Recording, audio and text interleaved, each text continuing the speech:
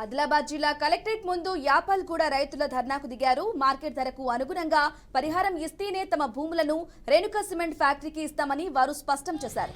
ఫ్యాక్టరీకి భూములు ఇవ్వాలని అధికారులు బెదిరింపులకు పాల్పడుతున్నారని గ్రామస్తులు ఆరోపించారు. అధికారులు గ్రామ సభ నిర్వహించి తమ అభిప్రాయాలను సేకరించాలని వారు డిమాండ్ చేశారు.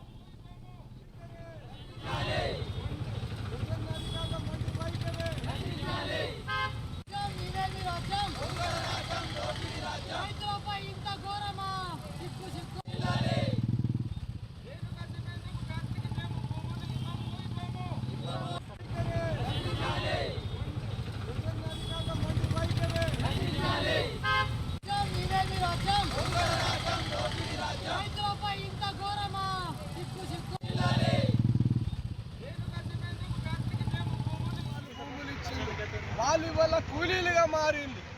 ఆ రకంగా మేము అంటే యాపాల్గూడ రైతులు అనేటువంటి కూలీలుగా మారడానికి సిద్ధం లేరు.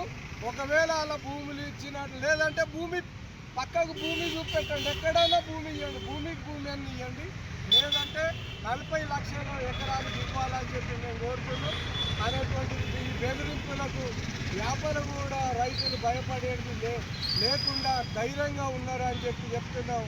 యాపాల్గూడ భూ నిర్వాసితులు ఐక్యంగా ఉన్నారని చెప్పి చెప్పదలుచుకున్నాం.